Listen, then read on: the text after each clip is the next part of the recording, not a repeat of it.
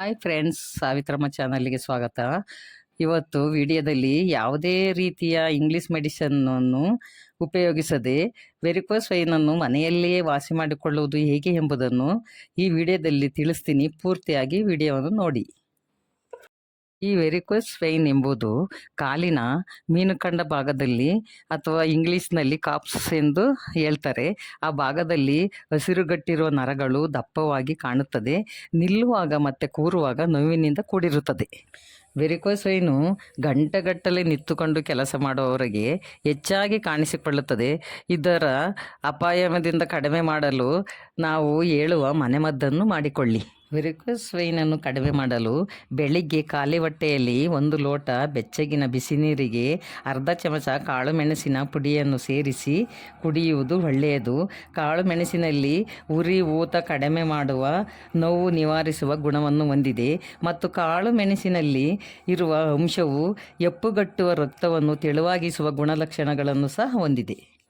Varicose vein ಆಗಿರುವ ಭಾಗಕ್ಕೆ ಹರಳೆಣ್ಣೆಯನ್ನು ಬಿಸಿ ಮಾಡಿ ರಾತ್ರಿ ವೇಳೆ ಮಲಗುವ ಮುಂಚೆ ಹಚ್ಚಿ ಕಾಲ ಕೆಳಗೆ ದಿಂಬುಗಳನ್ನು ಇಟ್ಟುಕೊಂಡು ಕಾಲನ್ನು ಸ್ವಲ್ಪ ಎತ್ತರವಾಗಿ ಇಟ್ಟುಕೊಂಡು ಮಲಗೋದರಿಂದ ಅದು ಉರಿ ಊತವನ್ನು ಕಡಿಮೆ ಮಾಡುತ್ತದೆ.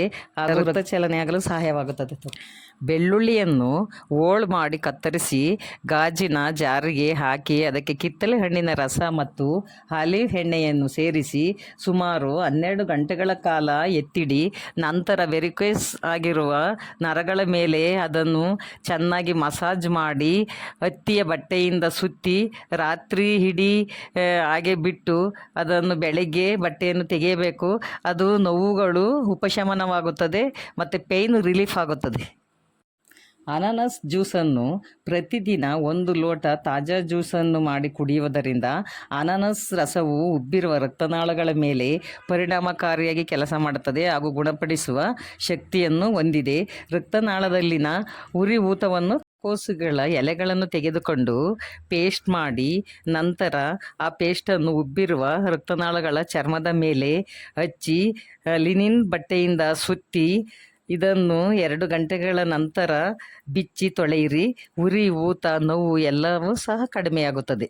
ಚೆಂಡು ಹೂಗಳನ್ನು ತೆಗೆದುಕೊಂಡು ಚೆನ್ನಾಗಿ ಪೇಸ್ಟ್ ಮಾಡಿ ಆ ಉಬ್ಬಿರುವ ಭಾಗದ ಮೇಲೆ ಹಚ್ಚಿ ಬಟ್ಟೆಯಿಂದ ಸುತ್ತಿ ರಾತ್ರಿಯೆಲ್ಲ ಬಿಟ್ಟು ಬೆಳಗ್ಗೆ ಅದನ್ನು ಬಿಚ್ಚಿ ತೊಳೆದಾಗ ಉರಿಯುವಿಕೆ ಕಡಿಮೆಯಾಗುತ್ತದೆ. ನಾವು ಇವತ್ತು ಈ ವಿಡಿಯೋದಲ್ಲಿ ಹೇಳಿರುವ ಎಲ್ಲ ಮನೆಮದ್ದುಗಳನ್ನು ಉಪಯೋಗಿಸಿ ಇವುಗಳು ಮನೆಯಲ್ಲೇ ದಿನಬಳಕೆಯಲ್ಲಿ ಸಿಗುತ್ತದೆ. ಇವುಗಳು ಕೈಗೆಟುಕುವ ದರದಲ್ಲೇ ಕೂಡ ಸಿಗುತ್ತದೆ.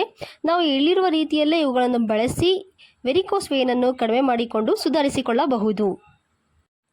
ಇದೇ ರೀತಿ ಹೆಚ್ಚಿನ ಮಾಹಿತಿಗಾಗಿ ಸಾವಿತ್ರಮ್ಮ ಚಾನಲ್ಗೆ ಸಬ್ಸ್ಕ್ರೈಬ್ ಆಗಿ, ಈ ವಿಡಿಯೋಗೆ ಲೈಕ್ ಮಾಡಿ, ಪರಿಚಯ ಇರುವವರಿಗೆ ಶೇರ್ ಮಾಡಿ. ಧನ್ಯವಾದಗಳು.